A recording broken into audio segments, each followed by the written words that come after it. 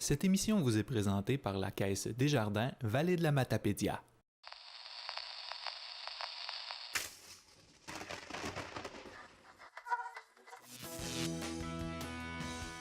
Voici une édition spéciale politique. Nous rencontrons Pascal Bérubé pour faire un premier bilan avant les prochaines élections en octobre 2018. Chantal Lavoie nous trace un portrait des derniers investissements régionaux qui nous touchent et nous présente fièrement le nouveau guide du citoyen. Les maires d'Amqui-Cause, Abscal et Sébec font un bilan de leur parcours depuis les dernières élections. Puis Céline Lefrançois, présidente de la commission scolaire des Monts-et-Marais, nous explique qu'une pression politique sera probablement nécessaire pour payer la facture des travaux à l'école secondaire Armand-Saint-Onge.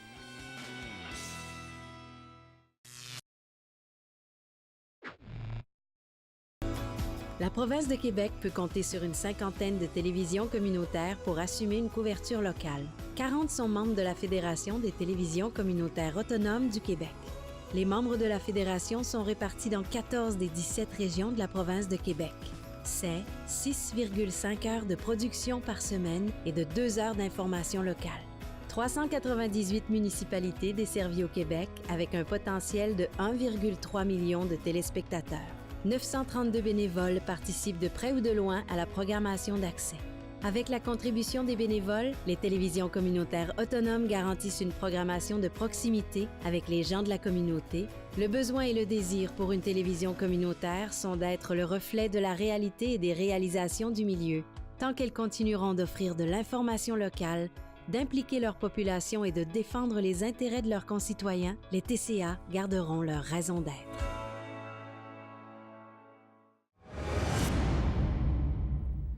Nous commençons cette émission spéciale avec Pascal Bérubé, député de la circonscription de Matane-Matapédia et porte-parole de l'opposition officielle. Une première visite depuis un incident malheureux dans la Matapédia. Comment ça va? Ça va bien. Ce qui est arrivé est un peu bête. Alors, j'ai glissé sur une plaque de glace à la fin du mois de mars devant chez moi. Ce qui est arrivé, c'est que l'os a brisé de la cheville, les tendons ont arraché, le pied a reviré de bord. Bon, je me suis rendu à l'hôpital de Matane. Ils m'ont stabilisé. On m'a envoyé à Rimouski pour me faire opérer la nuit même. Okay. De très bons traitements. Je veux féliciter le médecin orthopédiste qui m'a opéré, qui est un jeune homme de la vallée de la Matapédia, qui s'appelle le docteur Jérôme Guimond. Très talentueux, qui a très bien fait ça. Et depuis ce temps-là, il y a une convalescence, c'est-à-dire que je dois me promener avec des béquilles, et notamment, et ne pas mettre de poids sur ma jambe, ce qui fait en sorte que je suis dans le comté. Je ne vais pas à Québec pour une raison assez évidente, c'est que mon travail, c'est notamment d'être leader parlementaire et c'est de me lever pour les questions de règlement. Alors, c'est pas pratique. Alors, ce que je fais, c'est que ce soit au bureau de Matane, d'Amqui, de Montjoly, on vient me porter, je m'assois, je reçois les groupes. À la fin, ils viennent me reporter chez nous. Et là, on se parle un mercredi en début d'après-midi. Je vais rencontrer 4 maires différents de municipalités de la Matapédia. Donc, le travail se poursuit localement dans le comté. Pas capable de marcher, mais je suis capable de parler, je suis capable d'écrire, capable de faire beaucoup de choses. Alors, c'est un peu fatigant, cette situation-là, mais il y a des gens qui vivent des choses bien pires que ça. Alors, je ne sais pas pour combien de temps je vais en avoir, mais ce qui est prévu, c'est que je revienne à l'Assemblée nationale à la dernière semaine du mois de mai. À moins d'avis contraire, je vais être fixé la semaine prochaine là-dessus. Et il y a une date qui est importante pour moi, qui est le 22 mai. Le 22 mai, c'est l'Assemblée d'investiture qui va choisir le candidat à la prochaine élection. Je suis candidat pour devenir candidat. Oui. Donc, ça se passe à Montjoly, mardi 22 mai, début de soirée. Toute personne qui soit membre du Parti québécois ou non membre du Parti québécois qui a envie de venir témoigner de son appui, peut se rendre au centre Père-André Boutin sur l'avenue Jacques-Cartier. Alors, les coordonnées sont sur ma page Facebook. J'aimerais ça voir les gens là. C'est un événement important dans la vie politique de décider de se réengager pour 4 ans. Oui. Alors, ça, c'est toujours un enjeu. Moi, ça va faire 6 ans, là, au début septembre, là, à la reprise de vos émissions, là, que je suis député de la Matapédia. Je suis très fier. C'est beaucoup de travail. Mais j'ai décidé de me réengager pour 4 ans parce que j'ai l'énergie, j'ai la motivation, la vision et je sens que j'ai encore beaucoup de travail à faire. Alors, je décide de me réengager. Bien, merci, en fait, de faire ça pour nous. Dans le fond, nous, on est chanceux que vous soyez en convalescence parce que vous êtes ici, vous êtes beaucoup plus présent dans votre comté qu'à l'habitude. Est-ce que vous avez travaillé des dossiers dans la Matapédia depuis votre accident? Qu'est-ce qui a été les points remarquables, en fait? Qu'est-ce qu'on peut souligner? Beaucoup de choses. Avec le ministère de la Culture, je suis aussi porte-parole en matière de culture. Donc, je suis vis-à-vis de la ministre. Oui. Et avec la ministre, on a préparé une annonce qui s'est tenue récemment pour le site Matamadja, le site de pêche historique. Alors, une annonce attendue depuis très longtemps, des centaines de milliers de dollars pour refaire des facettes du bâtiment. Bien, ça, je le mets dans la colonne de mes réalisations parce qu'on a convaincu la ministre qui était enchantée par le projet. Les gens ne savent peut-être pas, mais le premier ministre l'an dernier est venu à la pêche, pas tellement loin de là. Il y a des gens qui l'ont aperçu. Je me demande si c'est chez Laurie, au dépanneur, qui l'ont croisé et photographié. Donc, il a été chez Alimentation Causa. Je suis très heureux de ça parce que Matamadja, c'est porté à bout de bras par des bénévoles depuis des années à cause fiscale. Puis la municipalité a mis de l'argent. Puis c'est un beau site, mais comme tous les sites, je dirais, soit patrimoniaux, soit scientifiques ou d'apprentissage, il faut remettre ça au goût du jour. Il faut conserver l'infrastructure. Donc, ça, c'est un bon gain. Alors, ça a été fait. Il y a aussi une délégation de la Matapédia qui est allée à Québec rencontrer le ministre des Ressources naturelles, en fait, son équipe, pour plaider différents dossiers liés à la biomasse. Okay. Alors ça, je ne peux pas en dire beaucoup plus, mais c'est un très beau projet. Alors, il y a toute une délégation qui s'est rendue à Amkoui. On a organisé ça, mes 2 conseillers politiques se sont rendus là. Superbe projet, intéressant au plan économique. Donc, on a rencontré les sous-ministres. Oh. On a fait ça. Ensuite, il y a des dossiers, des fois, auxquels on ne s'attend pas. Par exemple, on m'a indiqué qu'il y a une dentiste. Oui. Je vais l'appeler Dr Sylvia, parce que je ne sais pas tellement comment prononcer son nom de famille. On l'écrit R-O-S-A-S, c'est Rosas ou Rochas. Alors, je ne sais pas si notre espagnol est à point. Mais cette dentiste-là, disons, j'en parle parce que ça a été publié. Ça a été rendu public. Beaucoup de dossiers que je ne parle pas parce que, bon, pour des raisons évidentes. Mais elle était, disons, visée par un avis de mettre fin à sa présence.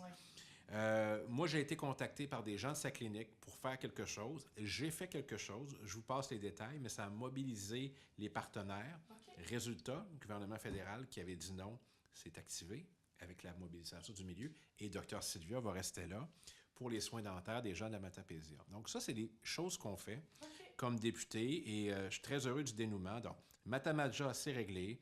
Le docteur, c'est réglé. Le dossier biomasse, il a été présenté. Là, il y a RPF. RPF, je les ai rencontrés. Oui. Ça, c'est une entreprise fantastique. Oui, la plus belle croissance en termes d'emploi. 2 jeunes entrepreneurs. Oui. Je les ai rencontrés avant le gala de la Chambre de commerce et puis ils ont des beaux enjeux de formation de la main-d'œuvre. Donc, on travaille à obtenir une rencontre au plus haut niveau avec le ministère de l'Emploi. C'est plus difficile, ils sont plus longs à répondre. Ce ministère-là, mais on ne lâche pas. On va les assister pour que ça passe bien. Et dans l'ensemble des municipalités de la MRC de la Matapédia, il y a des enjeux qui sont en attente. Il y en a qu'on a débloqués, il y a des choses qui ont commencé. Tantôt, je parlais de Causa fiscale, mais il y a aussi la rue Blanchard. Oui. Il y a, on a réglé le dossier de la caserne. Vous étiez là, d'ailleurs. Oui, on l'a annoncé à Sébec. Oui. La salle communautaire à Saint-Damas, on a travaillé là-dessus. Je n'ai pas pu être là, mais j'ai vu les photos. Je pense que vous étiez là. C'est magnifique, magnifique. Oui. Une belle salle, d'ailleurs. Dès que j'ai publié les photos sur Facebook, les gens disent « Mais c'est donc bien beau, on peut dessus la réserver, y aller, c'est magnifique. Oui. » On est fiers, c'est un bel endroit. Oui, Lac au Saumon aussi.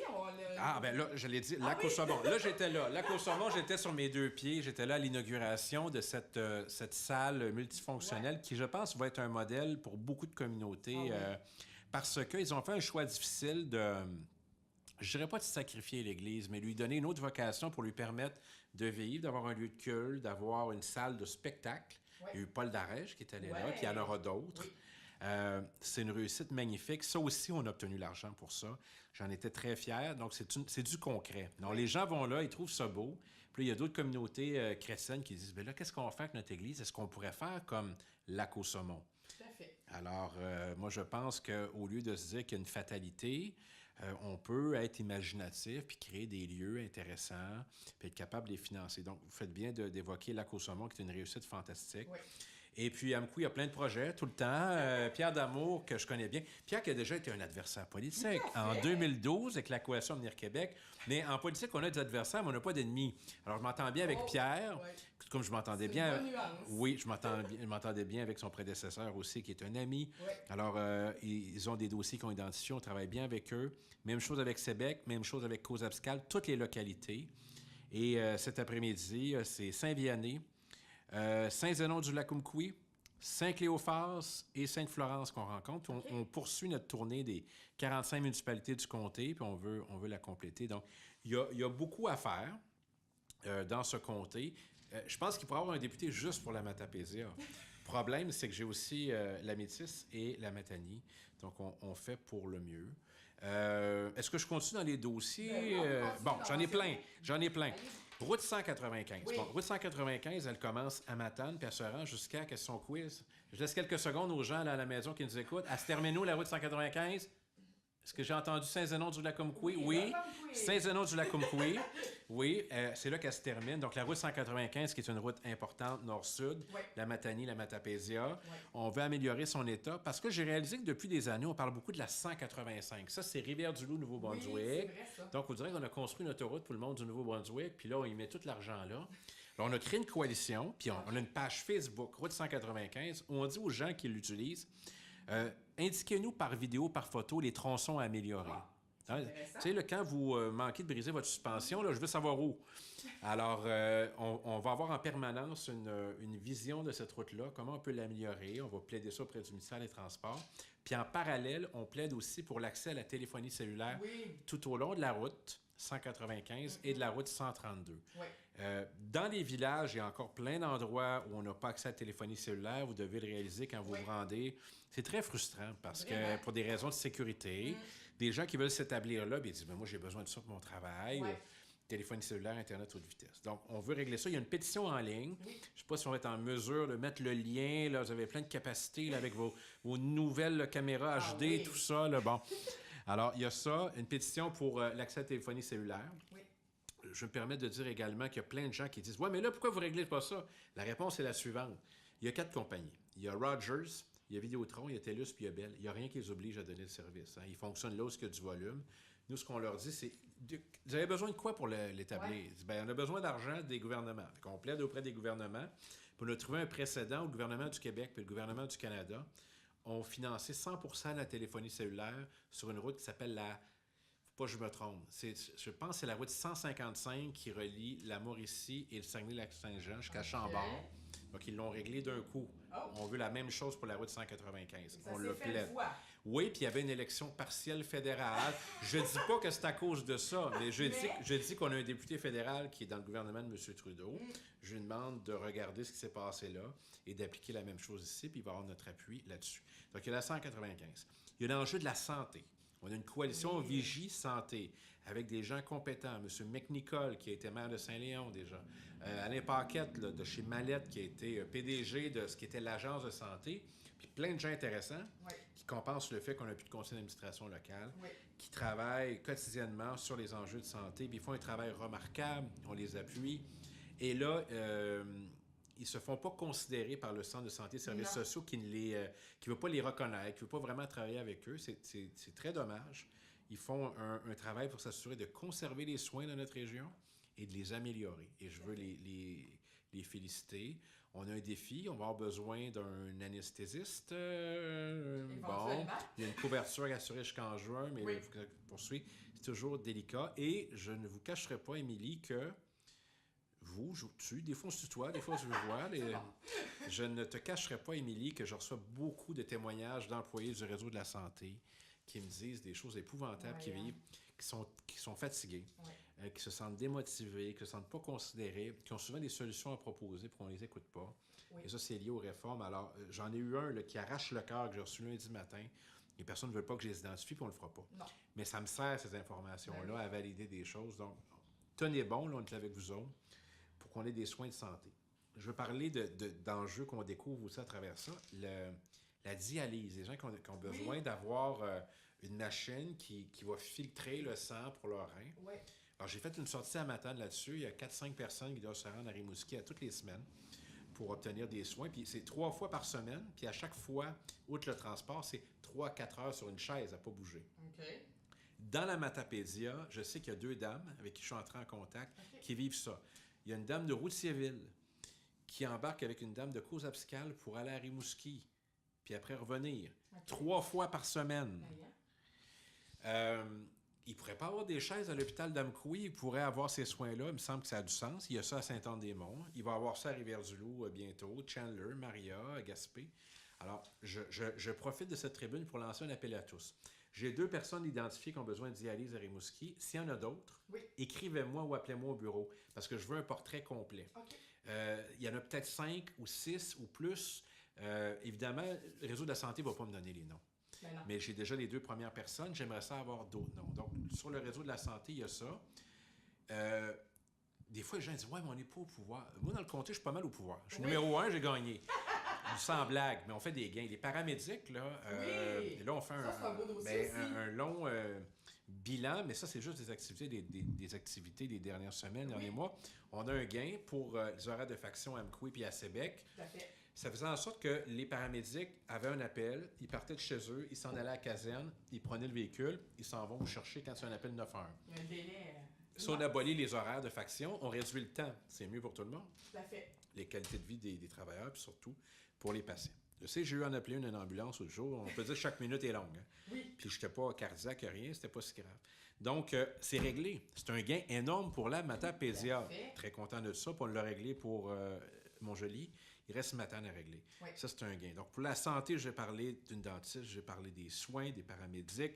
Je pourrais parler des aînés. Les conditions des aînés au centre Marianne-Ouellette m'inquiètent. Pas parce que c'est Marianne-Ouellette, mais de façon générale, le temps que chacune des professionnels ont pour les aînés, c'est important. Là, moi, je connais des gens qui habitent là, puis bon, disons que c'est perfectible. Tantôt, j'ai parlé de la route 195. Les routes, à chaque année, moi, j'ai un budget discrétionnaire pour financer du routier. Ah oui? Alors, ouais, c'est pas un énorme budget parce qu'on a 45 municipalités. Ouais. Mais je suis en mesure de confirmer pour la première fois qu'il y a 3 municipalités qui vont bénéficier de ce programme-là cette année où je vais financer des routes municipales avec de l'argent du gouvernement du Québec. Alors, Cause-Abscal, Saint-Léon-le-Grand et Val-Briand sont les grands gagnants de cette année. C'est la loterie de la route? Oui. Alors, il y en a beaucoup plus qui en voulaient, mais là, il faut faire des choix historiques. Et là, on a choisi ces 3 municipalités qui ont reçu des montants ils vont préciser les endroits, mais c'est très, très précis dans leur municipalité. Coalition Route 195, j'en ai parlé. La rue Blanchard à Cause-Abscal, c'est une rue qui est sur le bord de la rivière. Vous avez peut-être vu que l'hôtel de ville. ça se désagrège. Le maire s'occupe bien de ça. Moi, j'aime bien. André, c'est un administrateur de haut niveau qui était au CEMEC, qui décide de prendre du temps de sa retraite pour sa municipalité, c'est admirable. Oui. Courbe en S de Val-Briand, la courbe ou la cantine, la paysanne. Ça va se réaliser. Ça paraît de se faire. De... Oui, il a fallu le ramener dans la programmation routière parce que ça avait été sorti pour faire de politique avec ça, mais quand j'étais ministre, ça était dedans. Puis quand ça a changé, ils l'ont enlevé, puis ça, c'est réel. Oui. Si quelqu'un peut prouver le contraire, il me le dira. Mais je sais que j'ai raison. On a parlé de la nouvelle caserne, on a parlé de la Côte-Saumon, on a parlé de Saint-Damas, tournée des municipalités. Je ne sais pas s'il y avait d'autres questions, mais j'ai un bureau à Amqui. Oui. Là, on est mon bureau à Amqui. Non, mais les gens, des fois, ils disent « Ouais, mais là, la Matapédia, c'est important. » C'est tellement important que depuis que je suis député, depuis septembre 2012, j'ai toujours un bureau à temps plein dans la Matapédia. Et j'ai, depuis 1 an, un nouveau conseiller politique qui s'appelle Marc-Olivier Caron, qui n'a que 25 ans, qui est rentré à l'âge de 24 ans, qui habite à Sébec. Un jeune de Sébec qui était à Québec, formé, qu'on a ramené dans sa région, qui s'achète une maison à Sébec, puis qui veut, puis il est fin, puis il est bon, puis il est attentionné, et il fait bien son travail, comme ses prédécesseurs l'ont fait aussi. Il y a toujours une belle tradition de travailleur. Gino a fait un bon travail, Isabelle a fait un bon travail. Ça prend des gens dédiés pour travailler dans un bureau de député. C'est pas simple. Comme là, les gens ont peut-être vu que je portais le regard là, parce que c'est quelqu'un qui est rentré. C'est une clinique sans rendez-vous. Hein? Fait que les gens viennent, on fait pas de prise de sang, mais on essaie de régler les dossiers à mesure. Donc, toutes les personnes avec qui j'ai travaillé, moi, comme conseiller politique dans la Matapédia ou ailleurs, ont été des gens dédiés qui ont fait vraiment un travail remarquable, puis qui continuent de s'impliquer. Je prends le cas d'Isabelle, tellement active dans son milieu. Tout un actif pour Desjardins, je vous le dis, là. Vous avez recruté quelqu'un de très haut calibre que j'estime beaucoup, je l'aime beaucoup. C'est quelqu'un de fantastique. Puis Gino, maintenant, est chez Uniboard qui fait un travail là. Oui. Alors là, on a cette équipe-là, on a quelqu'un à temps plein, on a les bureaux de comté mobile. Là, je suis pas mal moins mobile parce que j'envisage de l'être bientôt. Donc, la Matapédia, elle a beaucoup de défis. Puis si j'enlève mes notes, puis je réfléchis sur l'avenir de la Matapédia, moi, il y a des enjeux qui me préoccupent. Par exemple, comment, au plan, l'été s'en vient, là, comment au plan touristique on se positionne? Qu'est-ce qu'on vend de la Matapédia? Parce qu'on est la seule MRC qui n'a pas accès à la mer. Donc, on est enclavé. Alors, c'est-tu une offre gourmande? C'est-tu les sports d'hiver? C'est-tu le lac Matapédia qui devient notre centre de référence? Ça, je me préoccupe beaucoup là-dessus. Des formations professionnelles d'anciens ministres du Tourisme. Il y a ça. La population, la décroissance de la population, parce que comme toutes les régions ressources, on vit un exode, puis il y a des gens qui décèdent. C'est propre au Côte-Nord, Lac-Saint-Jean, Béthune chez nous. La population diminue plus vite dans Matapédia. Ça me préoccupe. J'ai vu des chiffres récemment pour la commission scolaire des Monts-et-Maries. Le nombre d'enfants va diminuer. Oui. Alors, merci d'avoir fait votre part, vous, là, parce que vous en avez 2, je crois, 2 jeunes enfants. Oui. Ça occupe. Et on aime ça entendre les enfants. La plus belle richesse, là, moi, des fois, j'ai de la misère des gens qui disent « Ah, les enfants... » C'est le fun d'entendre les enfants rire puis bouger. C'est ça qui anime notre région. C'est notre plus belle ressource naturelle. Donc, comment attirer des gens chez nous?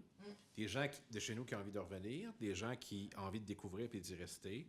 La main-d'œuvre. Parce que on peut amener des gens ici, mais on veut qu'ils soient actifs, qu'ils s'impliquent puis qu'ils trouvent un travail. Oui. Donc, dans la Matapédia, il y a énormément d'emplois disponibles, mais les gens n'ont pas nécessairement la formation pour occuper les postes. C'est vrai. Deuxième affaire. Troisième affaire, l'immigration. Dossier sensible, parce que des fois, on parle de ça. On dit « Ouais, mais là, les jobs, c'est pour nous autres. » Il y a des gens qui ont une formation pour occuper des postes que les gens ne sont pas formés pour le faire ici.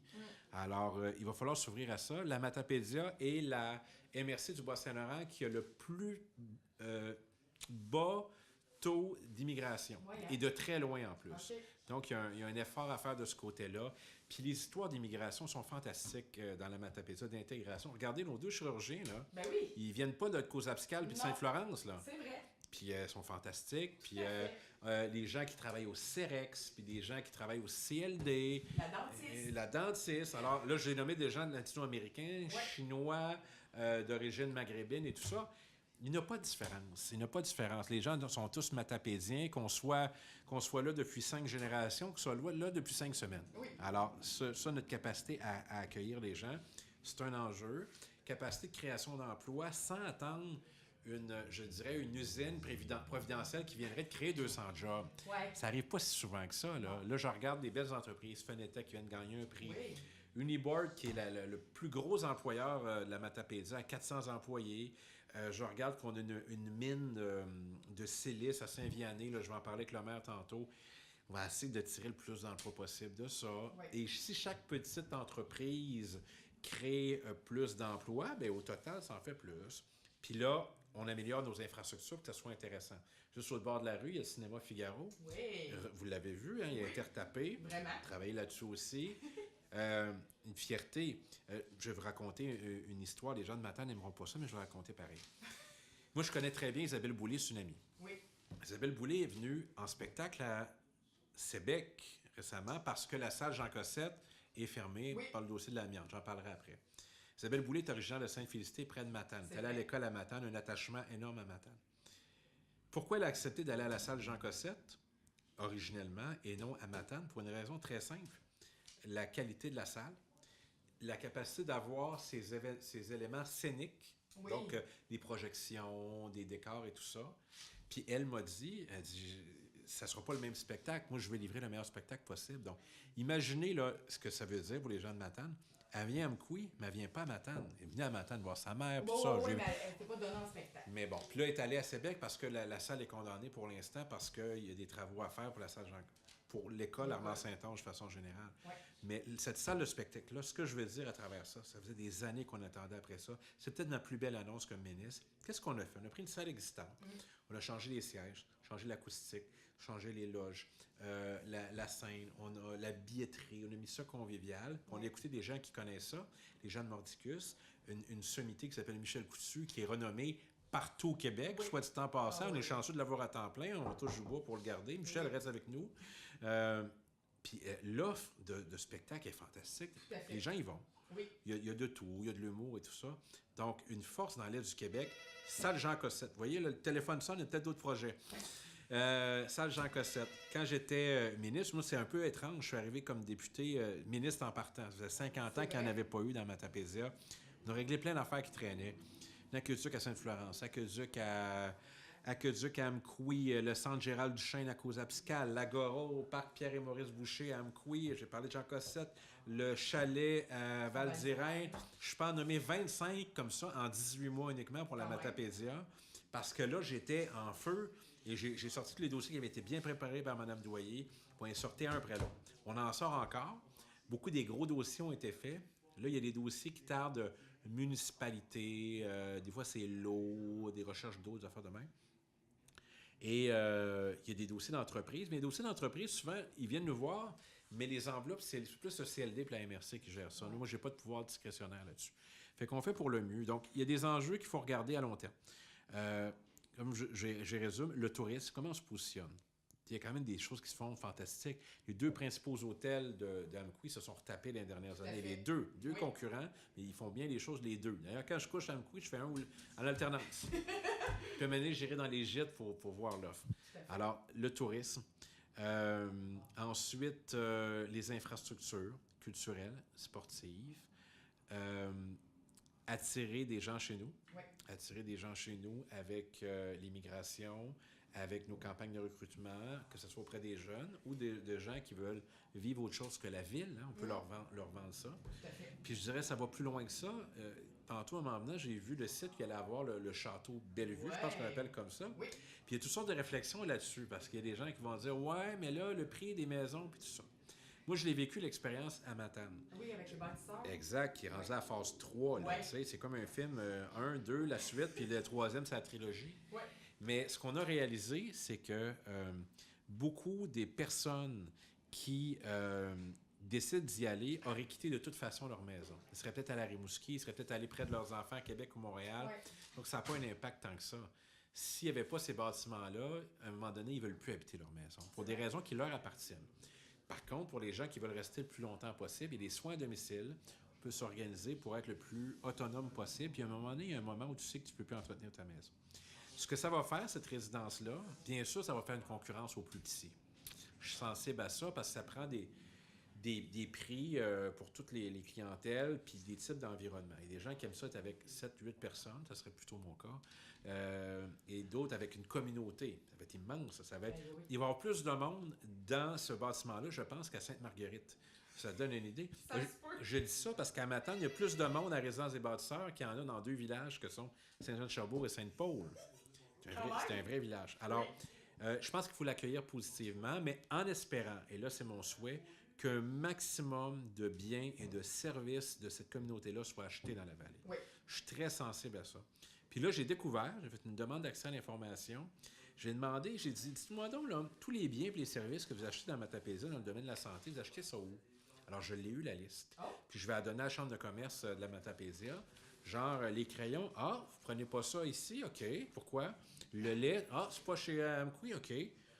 C'est de l'argent, ça. Oui. C'est de l'argent qui peut être acheté localement. Moi, là, les livres, là, je vous donne un exemple.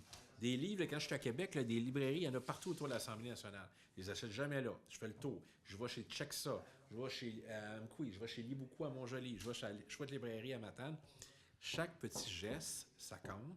Ça contribue à faire travailler des gens, des familles. C'est ça, l'achat local. Le marché public qui va réouvrir dans quelques semaines, qui va faire beau. Juillet. C'est son juillet cette semaine. Bon. Puis, je vais citer là, un de vos collaborateurs. Ouais. Je l'appelle-tu Francis ou Pancho, ça dépend des saisons. Je vais l'appeler Francis, je veux le saluer parce que je sais qu'il se retire pas totalement. Il va être actif, mais il va être moins présent qu'il a été. Il a annoncé ça. Il fait un travail avec son équipe fantastique. Ça, c'est une autre affaire fascinante. On peut aller au marché public le jeudi soir, si c'est encore le cas, acheter tout ce qu'on veut, puis après aller compléter à l'épicerie. Parce que c'est aussi important de faire travailler les gens en épicerie. Je ne mets pas ça un contre l'autre, mais on a l'assurance que les gens, les produits qu'on achète localement, ils servent à des familles localement, de partout sur le territoire, puis ça les fait vivre. Moi, j'en connais. Là, si j'achète le miel là, de Nicolas Bélanger à Saint-Alexandre-des-Lacs, je sais où il habite, puis je sais qu'est-ce qu'il va faire avec son argent. Oui. Puis c'est la même chose pour plein de produits. C'est le cas pour les potagers à Causa-Piscal, puis c'est le cas pour Jean-Paul à Valbriand, Jean-Paul et Chantal, puis c'est le cas pour beaucoup de monde. Donc, je suis sensible à ça. Puis là, récemment, j'ai découvert quelqu'un à Baie-des-Sables qui vend de la viande. Donc, je n'achète plus de viande à l'épicerie. J'achète des paniers de viande. Oui. Alors, j'ai commencé à la ferme Le Beaulieu de Baie-des-Sables. Oui. Puis, je vais en faire d'autres. Puis, Il y en a dans la Matapédia. Il y en a? Oui, les petits veilleux de Cause-Abscale. J'aimerais ça qu'ils m'écrivent. Sors sur le chemin métallique dans ce coin-là. Oui, exactement. Bon. Ils sont au marché public aussi, eux Bon, autres. ben alors, je leur lance un appel à tous que je vais leur acheter un panier. Parfait. Parce que je vais alterner les endroits. Donc, j'ai pris... Bon, moi, ma blonde, elle mange pas de viande parce qu'elle est végétarienne. Mais moi, j'en mange. Et toute la viande que je vais acheter localement, c'est pas de la viande que je vais avoir achetée des méga-usines ailleurs au Québec ou dans le monde. Alors, c'est un premier choix que j'ai fait. Bravo. J'en fais d'autres. Puis je l'ai fait pour tout. Fait pour les meubles. C'est là. Vous ne verrez jamais un camion de Tanguay venir chez nous. Là. Il va venir avec un camion Accent meuble ou... d'Accent, de Montjoli, de Matane. Je suis sensible à ça. Même des lunettes, j'en ai vu à pas très cher. Je vais aller voir tous les optométristes avant. Alors, c'est un effort à faire. Oui, c'est vrai qu'il faut que je donne l'exemple. C'est vrai que j'ai toujours acheté mon véhicule dans le comté. D'ailleurs, on me l'a fait dire. Hey, tu as fait la promotion de l'achat local dans le comté, ça se fait pas. Il n'y a personne qui m'a parlé de ça dans le comté. Hein. Mais Non, à Québec, c'est ils étaient payés. extérieur. Au contraire, ils m'ont félicité. Ils m'ont dit « Hey, t'as fait ça. » Je n'ai pas été payé pour ça. Je disais juste « Achetez votre véhicule dans le comté. » C'est une coalition, Oui. en fait. Tu parlais de toutes les De marques. 10, toutes les marques. Ouais. Puis là, les gens auraient pu dire « Ah oui, mais là, un coup, il va te fâcher. » Demandez donc, M. Villeneuve s'était fâché. J'étais à son inauguration comme orateur. Puis chez Didier, je les connais bien. Puis il y en a un autre à Montjoli, puis on était à son inauguration aussi. Fait que je m'entends bien avec tout le monde. Puis l'achat local, c'est bon pour tout le monde. Alors, il y a beaucoup de choses à faire dans la Matapédia. Il y a de la fierté. Il y a des gens aussi qui font des choses exceptionnelles qui viennent de notre région. Puis je vais vous donner 2 exemples. Oui. Dans le journal La Presse, ils ont fait un photoreportage sur le premier ministre, les coulisses du pouvoir, tout ça. Bon, évidemment, ça m'intéresse.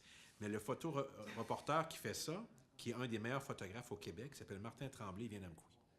Donc, un des meilleurs photographes de journal La Presse, il vient d'Amqui. Bon. Là, après, il y a une émission à Radio-Canada qui s'appelle Samedi et rien d'autre, avec Joël Lebigot. J'écoute ça. Et là, à un moment donné, il avait fait une erreur, l'animateur, sur une municipalité de mon comté. Puis là, je corrige sur Twitter, puis la dame qui gère le compte me répond, elle dit « Rassurez-vous, moi, je le savais, je viens de Saint-Cléophas. » Donc, une réalisatrice d'une émission pan-canadienne de Radio-Canada qui vient de Saint-Cléophas. Wow. Puis, je pourrais en faire une immense liste de gens qui font des choses intéressantes. Comment on fait en sorte de les rejoindre puis de leur demander comment ils peuvent contribuer à nous aider sur un projet. En fait, ça fait souvent que de fois que je pense à ça. Il faut que je trouve une façon de mettre en contribution ce beau talent-là de gens qui ont encore de l'appartenance à l'égard de la Matapédia. Les ambassadeurs. Oui, puis tu sais, il y a des gens qui sont ici, il y a des gens qui aimeraient y être, mais pour toutes sortes de raisons, que ce soit le travail ou que ce soit le conjointe. Parce que souvent, ça, ils disent pas ça à place aux jeunes. Hein. Mais moi, je vais vous dire le secret. Quand on veut vendre à des jeunes, dire « Ah, ben là, venez chez nous, il y a des emplois stimulants, puis il y a du ski, puis il y a des montagnes, puis on peut faire plein d'affaires, puis on peut aller à Captive. » Oui. Mais un des facteurs très forts, c'est l'amour. C'est vrai. Quelqu'un qui arrive célibataire et qui devient en couple, ça va compter pour beaucoup pour son enracinement, tellement que vous voyez des couples, des fois, qui vont partir, y compris dans le nord du Québec, parce qu'ils sont amoureux, ils sont ensemble. Oui. Et ça a moins d'importance, le reste, ils sont ensemble. Alors, je dis pas que ça prend une banque de célibataires, je dis qu'il y a toutes sortes de facteurs qui peuvent changer des vies. Puis on voit ça des fois. Alors, quand on voyait des maisons à vendre, souvent, on se dit, pourquoi être à vendre? Bien, ils déménagent pour l'emploi, les gens, ça fait partie de la vie. Oui. Alors, il y a toutes sortes de facteurs, c'est pas un facteur unique, mais il faut parler de notre région de façon positive. D'ailleurs, je me demande si je ne devrais pas faire ça bientôt, un exercice où je demanderais aux gens sur Facebook de me livrer que ce qui va de plus positif pour la Matapédia, d'en faire un genre de portrait qu'on pourrait présenter. C'est quoi notre région? Puis là, juste positif. C'est du négatif, là, vous irez sur Spot. Mais moi, je regarde juste le positif parce qu'il y a tellement de belles choses, puis on le met pas assez en valeur, puis ça crée un esprit de positivisme, ça donne envie d'entreprendre, puis d'être fier, puis tout ça. Alors, je réfléchis à plein de choses comme ça. Vous avez beaucoup de projets. Puis là, il y a quelque chose qui s'en vient à l'automne, hein? En fait, le déclenchement des élections provinciales, si je ne m'abuse. Alors là, oui. Alors là, la nouveauté, c'est une élection à date fixe. Ouais. Donc, si la tendance se maintient, j'annonce que l'élection se tiendra le 1er octobre, OK. qui est un lundi, ça c'est sûr. 1er octobre, il y a une élection, les gens vont voter pour un député dans leur comté. Ensuite, le 29 août, c'est le déclenchement de l'élection. Donc, tout le mois de septembre, c'est une campagne électorale. Donc, il n'y aura pas de tempête. Les gens vont pouvoir aller voter par anticipation et tout ça. Ils vont choisir la personne qui va les représenter à l'Assemblée nationale pour les 4 prochaines années. J'ai parlé du 22 mai en ce qui me concerne, qui est une assemblée d'investiture à Montjoly. J'invite les gens à venir. Chaque personne qui va venir à cette assemblée-là recevra ma gratitude parce que je serais... mais je serais heureux. J'aimerais ça qu'il y ait beaucoup de monde. Oui. Ça me donne du gars. Donc, il y aura une élection. À ce moment-là, un peu avant, je ferai un bilan de ce que j'ai fait dans le dernier mandat. Et je vais parler beaucoup de ce que je veux faire dans le suivant. Et il y aura d'autres candidatures de d'autres formations politiques qui vont faire la même chose pour leur vision. Puis il y aura des débats intéressants. S'il y a un débat localement, j'aimerais y participer. Moi, je n'ai jamais eu peur de ça. Ça m'intéresse. Donc, voilà, c'est une année électorale. Ça paraît un peu, si vous observez les annonces ministérielles, ça paraît un petit peu. Hein? Il y a beaucoup de choses qui débloquent, là. Tout d'un coup. Alors, on va essayer que ça débloque pour nous autres. Moi, tout ce que je peux ramasser pour le compter, je le prends. Hein? Oui. Donc, d'ici ce temps-là, puis par mes temps libres, le soir puis les fins de semaine, on travaille à la structure électorale. Si les gens ont envie d'être bénévoles dans ma campagne, ils peuvent me rejoindre sur Facebook, puis on va combiner ça. Puis nous, on a beaucoup de plaisir à faire campagne. On est une équipe assez souriante et drôle. Puis on veut que ce soit intéressant pour les gens, qui vivent une belle expérience. On a beaucoup de jeunes qui veulent s'engager dans cette campagne-là. Ça fait plaisir. Oui. J'ai une collègue qui s'appelle Catherine Fournier, 25 ans, députée, qui est venue au CEMEC récemment, s'adresser aux jeunes. Ben, elle a craqué plein de jeunes qui ont envie de s'impliquer en politique. Et ça démontre qu'en politique, il y a une place pour tout le monde. On n'est pas obligé d'être candidat, mais on peut s'engager dans une campagne, on peut suivre l'actualité, on peut suivre l'actualité de la TVC, on peut faire plein de choses pour s'intéresser à ce qui se passe dans notre milieu. Et ça, c'est important. Donc, la Matapédia, c'est important. C'est une région qui est pas banale, une région qui a ses symboles forts. Vous voyez d'ailleurs mon drapeau de la Matapédia derrière moi, qui me rappelle qu'il y a une identité très forte dans la Matapédia. On est des nationalistes territoriaux, du territoire de la Matapédia. D'ailleurs, des fois, j'essaie d'écrire l'ADN de la Matapédia. C'est quoi? Qu'est-ce qui unit la Matapédia? J'ai commencé à l'écrire. C'est de la chasse. Oui, j'ai donné quelques indices. Oui, c'est chasse et pêche, c'est rue errant, c'est réuni autour d'un lac avec des montagnes. Puis il y a beaucoup de choses. En tout cas, je prépare un petit quelque chose de plus pour... pas poétique, mais pour bien indiquer comment moi je vois cette Matapédia-là, qui est grandiose, mais des fois, on est tellement collé dessus qu'on ne le voit pas. C'est une grande région du Québec avec une riche histoire et un grand avenir. C'est comme ça que je vois la Matapédia depuis bientôt 6 ans comme député, et j'ai envie de continuer. C'est aussi simple que ça. Bien, merci, Pascal. Merci d'être venu à mon bureau parce que j'aurais eu de la difficulté à me rendre au vote avec avec vos marches, mais quand ça ira mieux, j'irai. On serait peut-être le bingo, qui sait? Hey, on a besoin de bénévoles, Pascal. Quand tu veux. Ça me ferait plaisir. Puis salutations à votre équipe. Salutations à vos fidèles téléspectateurs. Oui. C'est important de supporter la TVC. Tout à fait. Puis il y a eu une activité de financement que vous avez tenue cet hiver. Ça a été un succès. On m'a dit que vous avez fait une animation remarquable. Tout à fait. On m'a rapporté ça. Il y a des gens qui me textaient en même temps. Puis c'est important de supporter parce qu'on voit là, qu'il y a de moins en moins de médias. Je suis obligé de dire qu'on a perdu à Rouge FM un journaliste local. C'est pas vrai qu'il n'y a pas de conséquences à ça. Mais vous autres, vous êtes là. Puis il y a comme un renouveau à la télé. Là, vous êtes présents dans les événements, puis les gens apprécient ça. Sachez-le. Oui. On l'apprécie beaucoup. Merci beaucoup. Merci. Au plaisir. Salut les Matapédiens. Passons maintenant à Chantal Lavoie pour avoir un portrait des derniers investissements dans la MRC de la Matapédia et d'autres sujets. Chantal, on va faire un petit tour sur la politique qui s'est passée dernièrement, entre autres le 20 avril dernier. Nous avons eu la visite de M. Jean Damour qui est venu annoncer des belles nouvelles quand même dans la région. Donc oui, c'est ça, c'est le fonds d'appui au rayonnement des régions, donc celui du Bas-Saint-Laurent. C'est un fonds qui est arrivé là, par le gouvernement du Québec, par le ministère des Affaires municipales. La gestion est beaucoup faite là, mais il y a un comité d'analyse avec des gens du territoire du Bas-Saint-Laurent qui font l'analyse des projets. Pour l'année 2017 jusqu'à 2018, parce qu'on sait que l'année financière du gouvernement se termine au 31 mars, donc 2018, là, qui vient de terminer. Pour l'année 17-18, là, de cette tranche-là, on parle d'environ 102 projets qui ont été déposés, analysés, et environ, là, en tout cas, j'y vais de mémoire, c'est 33. Je pense que c'est 33 projets là, sur l'ensemble du territoire qui ont été accordés. Le 20 avril, M. Damour était présent dans la Matapédia pour annoncer les 9 projets de la Matapédia. Et le lundi suivant, il a fait l'autre annonce, là, pas de la Matapédia, excuse-moi, c'est pas de la Matapédia. Il était dans la Matapédia pour annoncer les 9 projets de l'Est du Bas-Saint-Laurent. Voilà. Et le lundi suivant, il faisait l'annonce des projets de l'Ouest. Donc, il y en avait 10 ou 11 là, projets qui avaient été annoncés, mais qui relèvent plus du secteur ouest du Bas-Saint-Laurent. Fait qu'en tout, là, on parle d'une vingtaine de projets là, de cet appel. C'était 2 appels d'offres. Là. Les appels d'offres sont en continu. Donc, les appels d'offres, les appels de projets, je devrais plutôt dire. Donc, les gens qui ont des projets peuvent déposer au ministère des Affaires municipales, qui est le bureau de Rimouski, ils peuvent déposer en continu leurs projets quand ils sont prêts.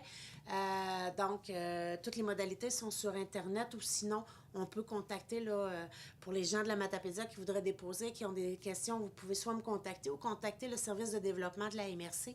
Les gens sont au fait de ce programme-là.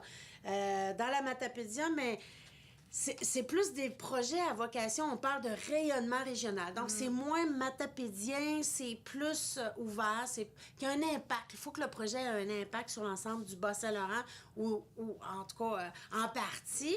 Peut-être là, à souligner particulièrement que les gens pourraient peut-être plus connaître des organismes qui sont basés dans la Matapédia.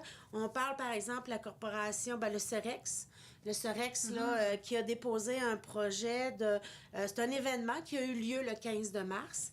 Évidemment, l'annonce a été faite après l'événement, mais le projet était déposé avant. On s'était entendu avec ce promoteur-là pour qu'il tienne son événement quand même, là, même si on a annoncé après. C'est un événement qui a eu lieu à Rimouski, mais c'était vraiment sur l'éco-construction et l'innovation ouverte. Donc, c'était pour informer les gens du créneau là, éco-construction, innovation, et pour voir un peu, susciter la réflexion. Là, je lis un peu mes notes là, sur le développement des marchés et l'innovation et la diversification des produits. Donc, ça a un impact régional, mais c'était le CEREX qui était porteur.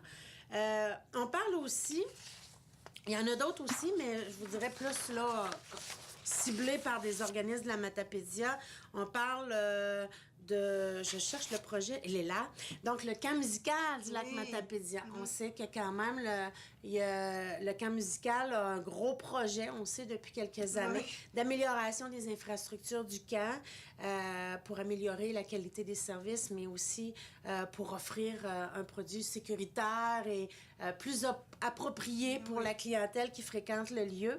Donc, il y a 2 volets, un qui est de mise à niveau et l'autre qui est un volet plus agrandissement, parce qu'on sait qu'il y a des bâtiments comme le bâtiment qui sert de cafétéria ou pour manger est un peu petit, donc on va pouvoir agrandir. Il y a des choses comme ça qui vont être faites.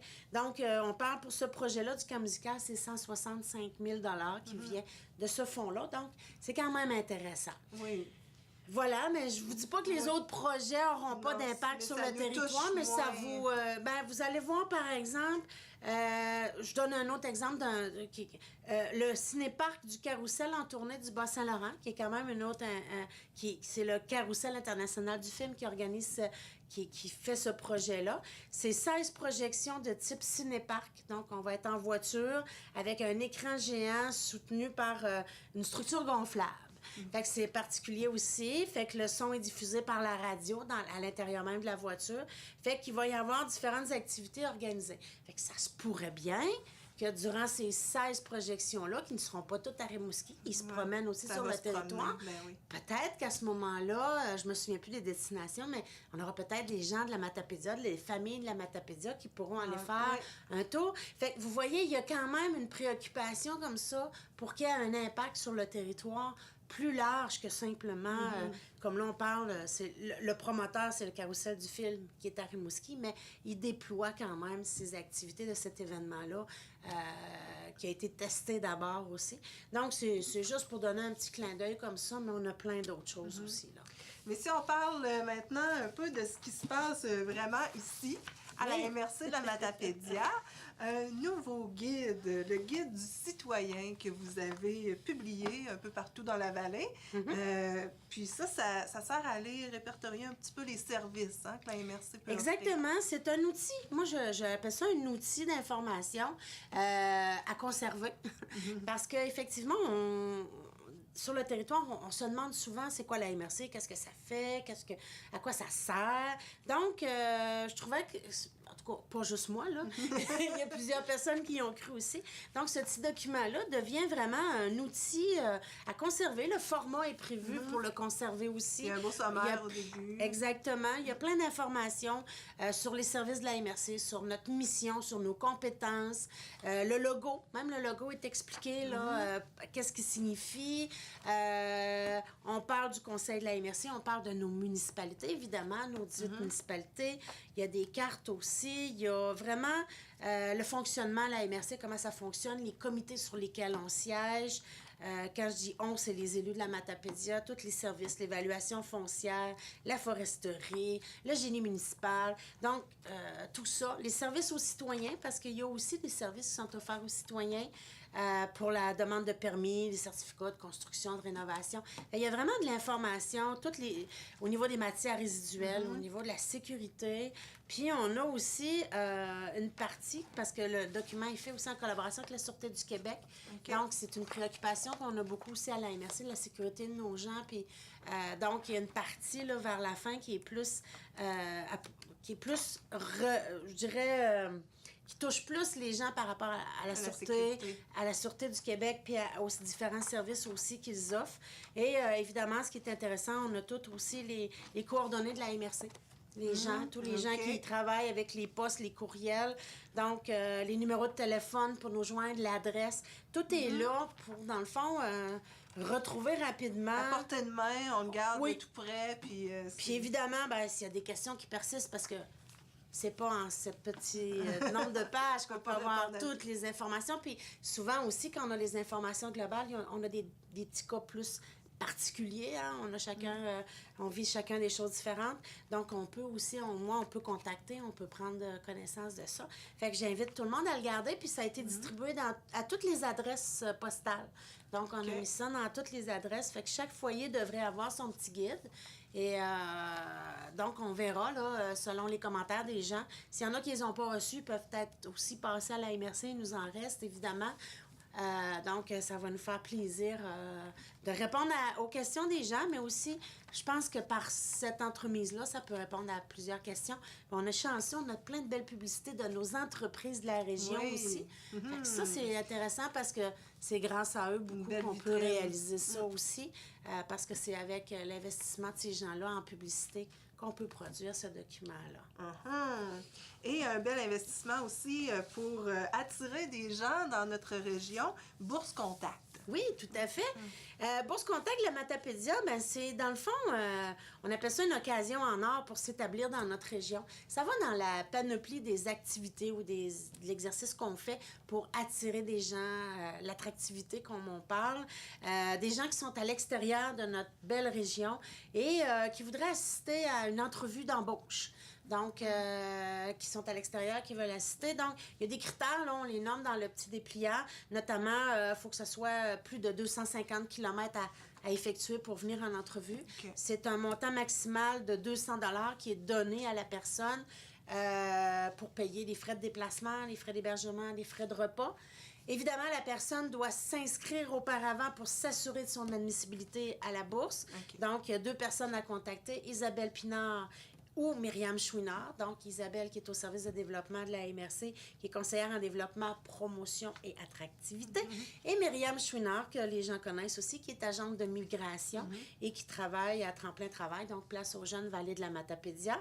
Ces 2 ressources-là vont être capables d'outiller. Dans le petit document, on a toutes les informations. C'est un maximum de 500 $ par personne. Donc, si jamais il y a 2 entrevues d'embauche. C'est aussi les entreprises, on invite aussi les entreprises à en prendre connaissance. Fait que si les entreprises ont à faire passer une entrevue à quelqu'un de l'extérieur, il pourra les référer, ces gens-là, à nos ressources pour justement valider l'admissibilité et la possibilité de recevoir cette bourse-là. On le sait, on a des défis hyper important dans la région au niveau de la main-d'œuvre. On a aussi un souci important de faire venir des gens, de faire venir des nouvelles familles, de s'assurer d'un dynamisme dans la population. Donc, c'est sûr que cette bourse-là vient dans ces activités-là, dans nos préoccupations de mettre en place des outils, des facilitants, mais aussi des attraits. Hein? C'est attrayant. On met ça en place, évidemment. Ben là, je peux pas ne pas souligner nos différents partenaires dans ce projet-là. Place aux jeunes, Vallée de la Matapédia, le secrétariat à la jeunesse, la Caisse Desjardins Vallée de la Matapédia, la SADC de la Matapédia, notre député de la circonscription Matane-Matapédia, M. Bérubé, et le ministère de l'Immigration, de la Diversité et de l'Inclusion. Donc, avec tous ces gens-là, Donc, ça peut la faire MRC, plusieurs bourses là, pour voilà. plusieurs personnes. Exact. Ben, il y a un budget, c'est ça, exactement. Ça permet d'avoir un budget suffisant pour, en tout cas, cette année, on verra le nombre de personnes qui vont y assister, puis on s'ajustera. On est très heureux de lancer ça. Pour au niveau de la MRC, c'est sûr que c'est évidemment une autre action qui s'inscrit dans celle qu'on fait. Là, on en fait plusieurs pour attirer des gens, puis pour essayer que notre collectivité soit accueillante aussi. Alors, c'est notre dernière rencontre avant l'été. Prochainement, on va se voir dans vos nouveaux bureaux. Oui. Ça va être très intéressant. Ben, on vous invitera. Normalement, on sera très heureux de vous accueillir. Puis effectivement, la prochaine fois qu'on va se parler, on sera dans nos nouveaux bureaux. Puis ça me fera plaisir de vous faire visiter. Merci beaucoup, Chantal. Ça fait plaisir. Un bel été à tout le monde. Voici maintenant le parcours de M. Pierre Damour depuis les dernières élections. Je suis heureux qu'on m'ait confié le mandat à la mairie d'Amqui.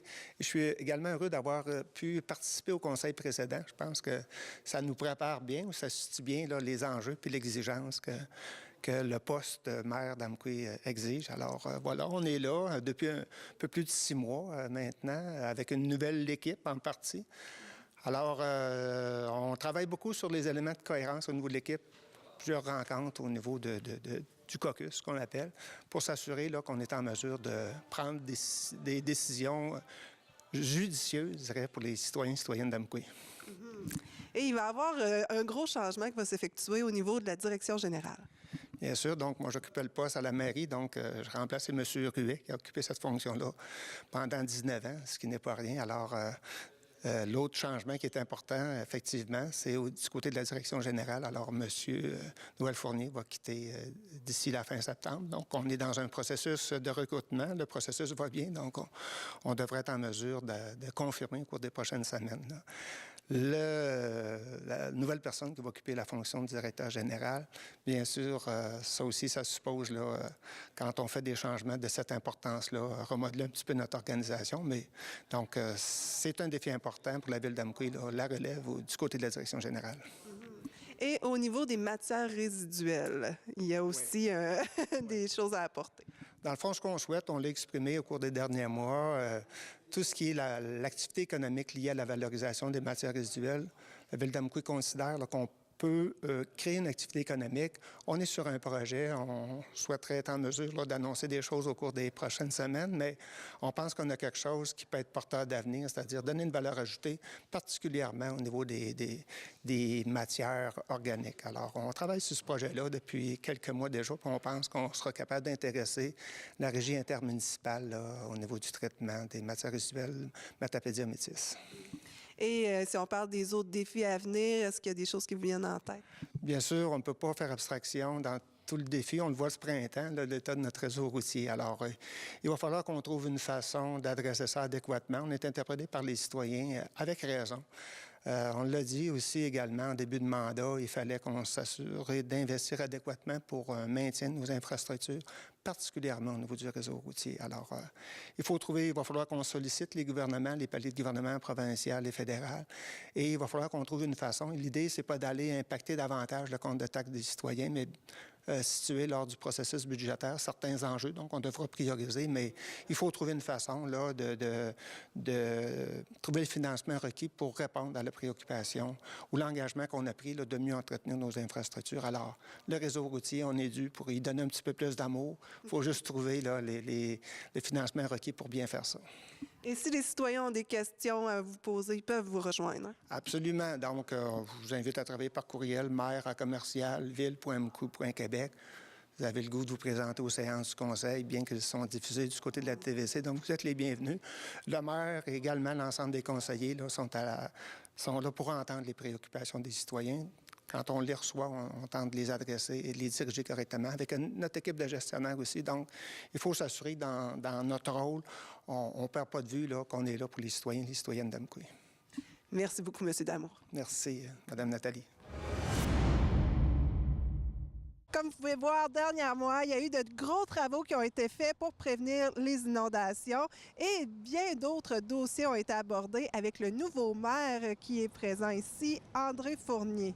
Alors, nous en discutons avec lui. Monsieur Fournier, on est là pour faire un peu le bilan que vous avez vécu depuis vos élections. Dites-moi, qu'est-ce qui s'est passé jusqu'ici dernièrement? Je vous dirais que là, on est au printemps, les rivières commencent à monter. On est en suivi d'un dossier qu'on avait commencé depuis l'année dernière. Vous vous souvenez qu'on avait eu des grandes inondations ici qui ont emporté une partie de la rue Blanchard. Donc, on surveille la rivière de près et il y a des travaux temporaires qui ont été faits pour gérer la situation actuellement. Ça se passe très bien pour le moment. Et puis, on devrait faire des travaux majeurs à l'été qui vont durer peut-être 1 mois et demi, 2 mois pour faire des quais de rétention beaucoup plus solides qui vont pouvoir être là pour, on l'espère, 80 ans. Donc, c'est des travaux majeurs qui s'en viennent, qui sont payés en partie par la municipalité puis par la sécurité civile. Un autre gros dossier, c'était les eaux, la chloration de l'eau. Oui, effectivement, la chloration de l'eau. Vous vous souvenez, l'année dernière aussi, on devait chlorer l'eau de Cousebscal suite à des problématiques qu'on avait eues avec la qualité de l'eau. C'est un des rôles des municipalités, il faut s'assurer de ça. Donc, on a fait une usine de chloration. Elle est en fonction actuellement, les travaux sont tous terminés, ça fonctionne bien. Donc, ça amène un changement. On n'avait jamais eu à chlorer l'eau à Cousebscal, mais on est rendu là. Puis, je pense que le travail a été bien fait. Et il y a le dossier des moustiques qui vont être surveillés cet été. On parle beaucoup aussi de la qualité de l'environnement à Cousebscal. Donc, on a certaines problématiques. On sait que les insectes piqueurs, l'été, c'est très présent avec les enfants qui sont au camp de jour dans le parc, etc. Donc, l'année passée, on avait fait, je voudrais, une séance d'information auprès des citoyens, de la population des 4 municipalités environnantes de Cousebscal, le secteur Est de la Matapédia, pour regarder la possibilité de mettre un produit dans l'eau, dans les ruisseaux, les rivières, les étangs, de façon à éliminer les insectes piqueurs. Mais connaissant pas tous les effets secondaires de ça, on a choisi de ne pas aller de l'avant à ce moment-là. Et cette année, on va faire l'essai de ce qu'on appelle des bornes anti-moustiques. C'est des bornes qu'on va installer dans les parcs ici principalement. Pour une première année, on va faire l'acquisition de 4 ou 5 bornes. Puis ça attire les moustiques, ça les désintègre. Donc, à ce moment-là, on pourrait peut-être réussir à faire de quoi qui serait intéressant pour améliorer la qualité de vie des gens pendant l'été. On pense à Fort Causac où c'est plein de monde, plein de moustiques aussi. Donc, on va le tenter cette année. Si ça fonctionne bien, on l'étendra peut-être un petit peu plus. Puis c'est sûr qu'on a travaillé aussi, on demande toujours la collaboration de la population. On a les problématiques avec les chevreuils l'hiver qui sont dans le village, donc ça cause plusieurs accidents. Puis on a des problématiques avec des chats aussi. Les chats, vous savez, ça s'accoupe très rapidement. On demande souvent aux citoyens d'arrêter de nourrir ces animaux-là. C'est des animaux qui sont sauvages, dans le fond, même les chats. Donc, il n'y a pas de propriétaire pour éviter la prolifération puis les accidents qui peuvent s'en suivre. Et pour avoir une meilleure qualité de vie, avec tout ce qui se passe ici en été, puis vous êtes en collaboration avec ces événements-là, comme on parlait de Fort Causac. Oui, effectivement, la municipalité collabore beaucoup avec Fort Causac, qui est la plus grosse activité, je vous dirais, annuelle. On a travaillé cette année aussi avec le service des loisirs, avec le salon plein air qui s'est fait la semaine passée, qui était une réussite en soi. On sait que ces grandes activités-là, ça attire du monde à Cousebscal, c'est intéressant. Là, la pêche va commencer bientôt aussi, du côté de la ZEC, du côté de la CGRMP aussi, les pêcheurs de saumon vont arriver. La pêche pourrait ouvrir le 15 mai. Donc, ça s'en vient quand même assez rapidement, ça amène une affluence, ce qui est pertinent. Puis le conseil aussi s'implique beaucoup. Le conseil municipal de Cousebscal, c'était déjà comme ça, mais ça continue. Il y a des gens du conseil qui sont sur les conseils d'administration de la Maison des jeunes, de la Seigneurie Montois, de l'OMH, la commission de développement, Focus. Donc, on est, je vous dirais, présent pour soutenir, aider les organisations, tout ce qui s'appelle l'économie sociale aussi, les comités qui existent à Cousebscal. On tente d'encourager beaucoup le bénévolat. On sait que Cousebscal est reconnu beaucoup pour le nombre et la qualité de bénévoles que nous avons, des gens qui s'impliquent. C'est important, c'est ce qui fait qu'il y a du dynamisme, je pense, à Cousebscal. On les félicite, on les remercie, mais on ne le fera jamais assez parce que ces gens-là donnent de leur temps, donnent de leur cœur pour qu'on puisse faire avancer plein de dossiers, là. Un autre dossier, ce serait celui de la cour d'école qui est à travailler. Oui, effectivement, la cour d'école de Cousebscal, je pense que depuis que Cousebscal existe, elle est comme ça. On a l'école, on a l'église, on a le centre culturel, on a l'aréna, on a l'hôtel de ville, tout est dans le même coin. Donc, on est en train de travailler pour rendre ça plus sécure. Donc, il y a des plans qui ont été faits. On a commencé à faire des lignages l'année passée dans la cour là, de l'école et de l'église. On est 3 partenaires là-dedans. Donc, il y a l'école, la commission scolaire, il y a la fabrique à qui appartient le terrain actuellement avec l'église, puis il y a la municipalité. Fait qu'on fait des ententes pour être capable d'aller de l'avant. Il y a d'autres travaux qui vont se faire cet été puis qui vont se poursuivre. Comme c'est des projets qui vont coûter peut-être quelques centaines de milliers de dollars, on ne fait pas tout ça la même année de façon à pouvoir répartir l'investissement. On a eu une bonne nouvelle il y a quelques semaines. On a eu un montant du gouvernement de 173 000 qui nous permet d'amorcer des travaux. Donc, on a déjà fait les démarches là, avec le service d'ingénierie de la MRC puis le service de génie civil aussi qui ont travaillé de près à élaborer les prémices de tout ce travail-là.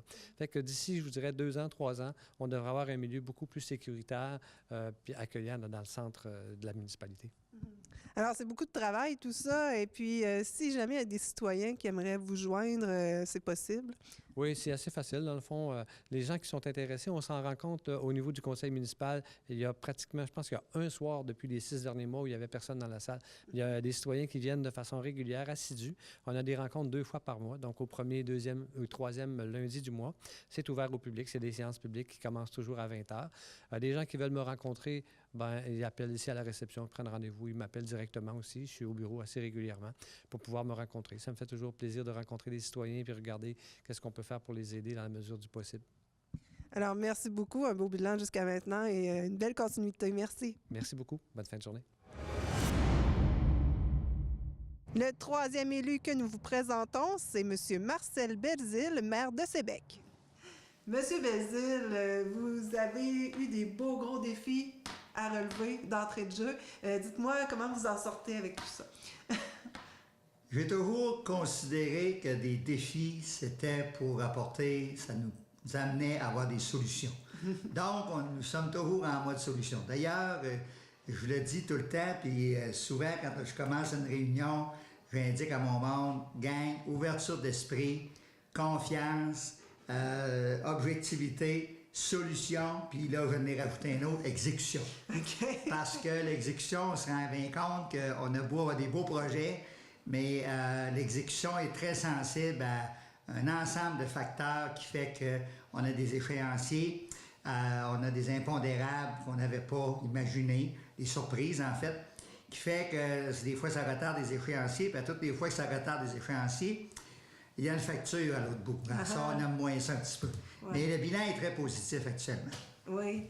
Il y avait le dossier de l'aqueduc du temps de Mme Danielle Marcoux, oui. Qu'elle avait beaucoup travaillé. Oui. Comment ça va dans ce dossier-là? Ce dossier-là, évidemment, est en cours. On a des phases de réaliser. Je vous dirais même, si vous allez sur la route en allant vers Saint-Paul, vous allez constater qu'il y a une usine de filtration qui est en tout cas en apparence rédigée. Il reste encore de la mécanique à l'intérieur à faire. Vous allez remarquer à l'entrée du village, il y a des grosses pelles mécaniques qui travaillent pour faire l'aboutage des réseaux comme tels.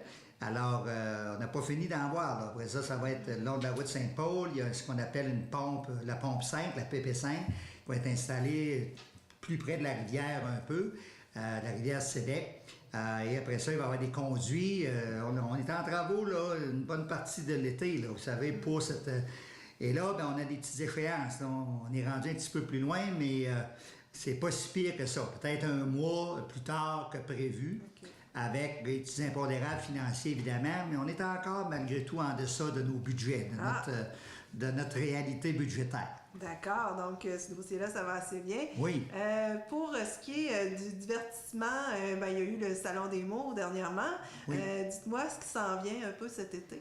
Bien, en fait, d'abord, on va peut-être vous apprendre, on a plusieurs projets étudiants ici dans la municipalité par le biais de nos organismes. Alors, au niveau des activités, c'est sûr que je ne peux pas vous dévoiler présentement la programmation parce que je serais malhonnête de vous dire que je suis au courant de tout. Mais je sais que ce soit la Maison de la culture patrimoniale, Maison de la culture, je sais qu'ils ont des activités tout l'été. Et ça, ils vont faire leur programmation, on va les appuyer dans ce dossier-là. Je sais qu'au niveau, à d'autres niveaux, il va y avoir des choses aussi. Je sais que, appelons ça la journée du village ou des choses comme ça. Je sais qu'il y a des pourparlers actuellement à savoir est-ce qu'on réalise ça. C'est parce que nous, on a peut-être mis des exigences un peu hautes. On a dit on veut pas que ce soit juste une petite fête, on veut que ce soit une grande fête régionale. Et là, je pense qu'on a mis la barre trop haute. Là. On a peut-être fait peur à du monde. Alors, peut-être falloir se réajuster là-dessus. Alors, il y en aura une à la hauteur ou il n'y en aura pas. Vaut peut-être mieux passer une année et avoir quelque chose de plus gros par rapport à ça. Donc, au niveau des loisirs, on essaie d'organiser. Puis dans ce cadre-là aussi, en parlant de loisirs, même si on est à l'approche de l'été, on devrait être en été en tout cas, c'est qu'on a un gros projet à l'Arena d'1 22 000 $ qui est en cours présentement pour la réfrigération, l'éclairage. Alors ça, c'est un gros dossier aussi, un dossier qui nous a apporté, mettons, son lot de surprises un peu, parce qu'on part de 850 000, puis on est rendu à 1 million. Donc, vous allez comprendre qu'il y a une marge, puis c'est pas très, très subventionné. Mais on pense être capable de passer à travers tout ça. On a également le rang 2 qui se fait cet été, le rang 2 entre la route Rio, la route de Saint-Théophas, et la route Pouliot près d'Unibord.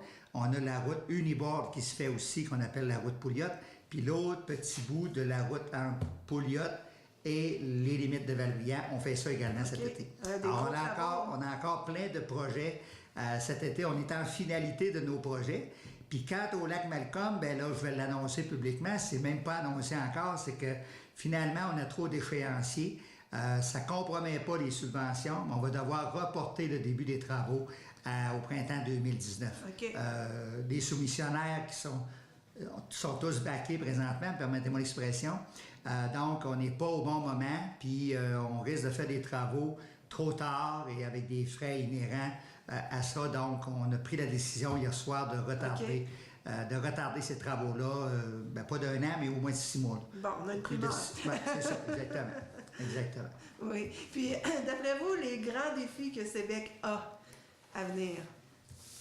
Les grands défis de Sébec, je vais être humble quand je dis ça, je parle en tant que maire.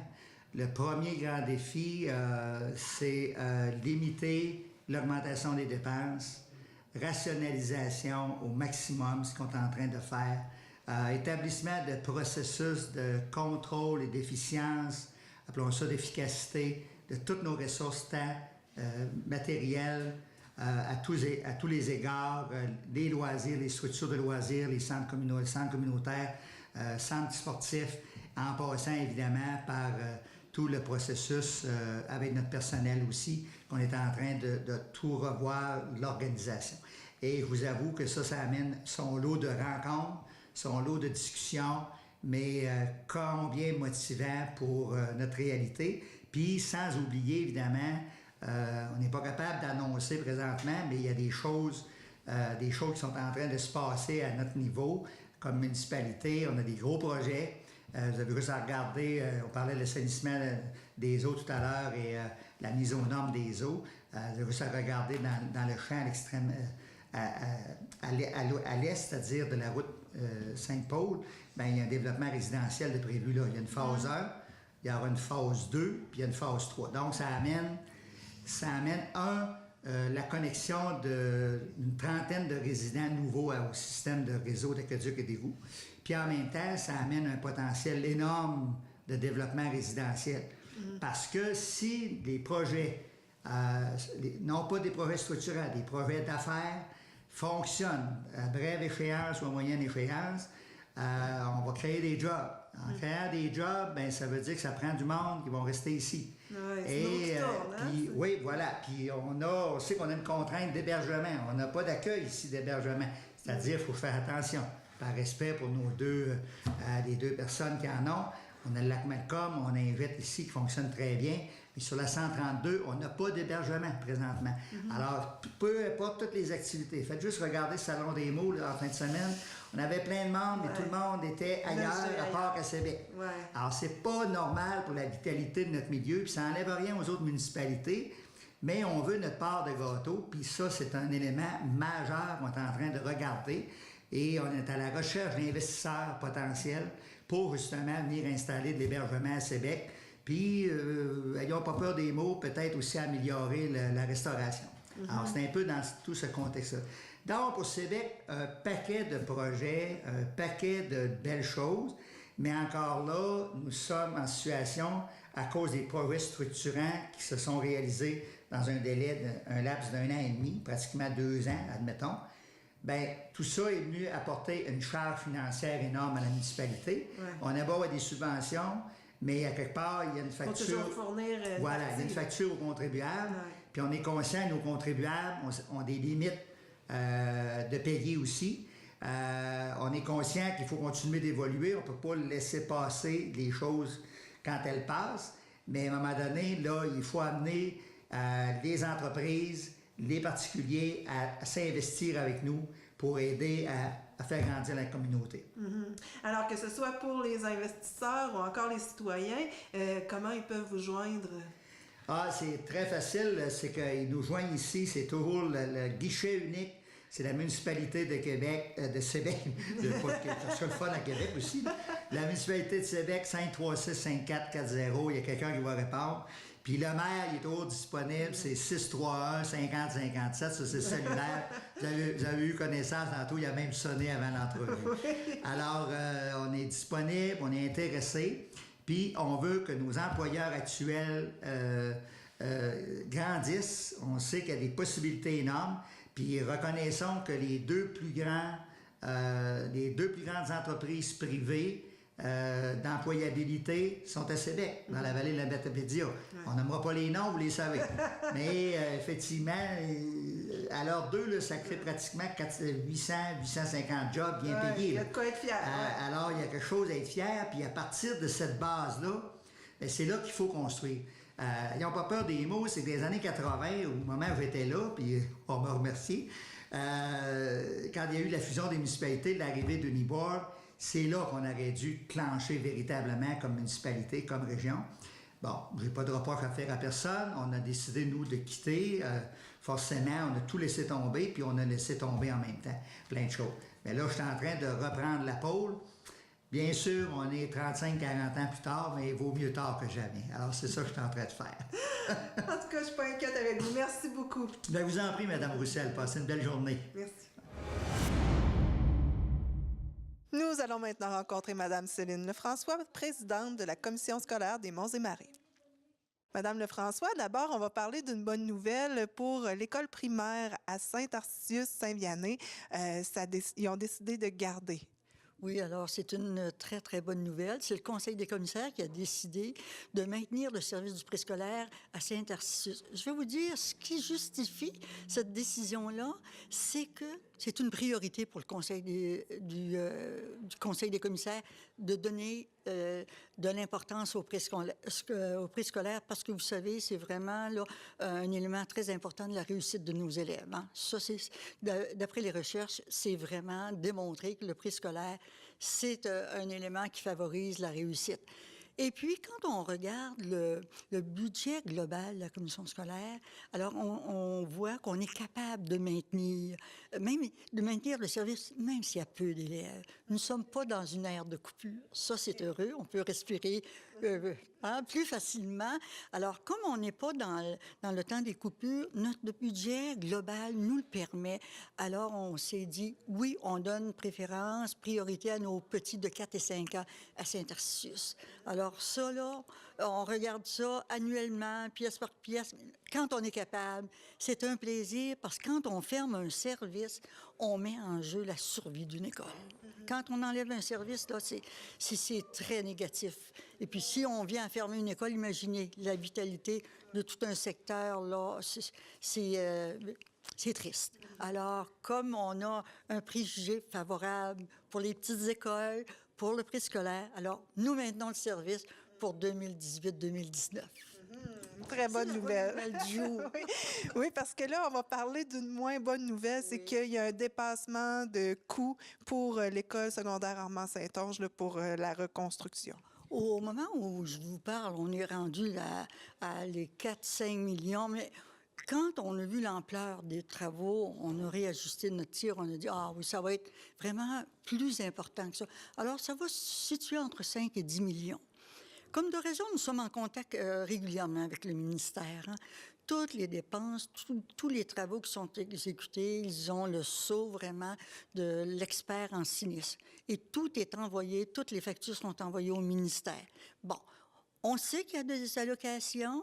Au moment où je vous parle, je ne peux pas vous dire est-ce que c'est 70, 80, 90, 100 des coûts qui seront payés. Nous allons faire les démarches, on va voir qu'est-ce que les allocations vont nous donner, parce qu'on a des coûts collatéraux, comme, si je peux me permettre, parce que le transport, on est obligé de payer du transport pour les élèves, pour les enseignants, modifier certaines façons de faire. Alors, il y a des coûts associés à ça.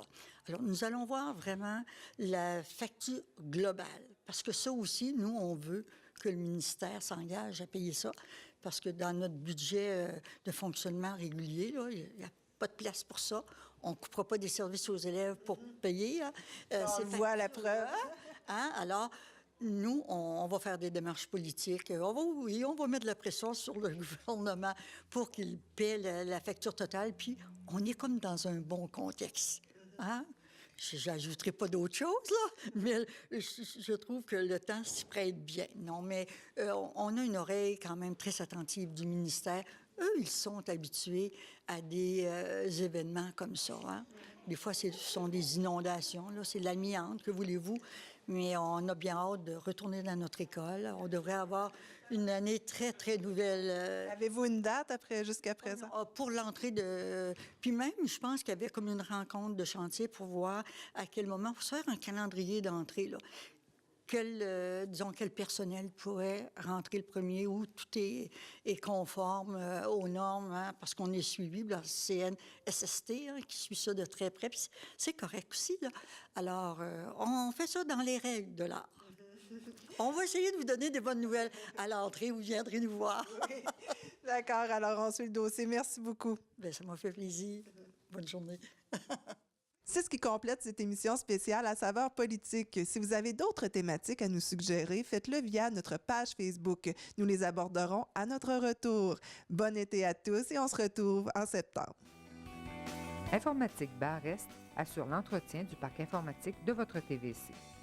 Informatique Bar-Est offre un service informatique résidentiel, commercial et industriel.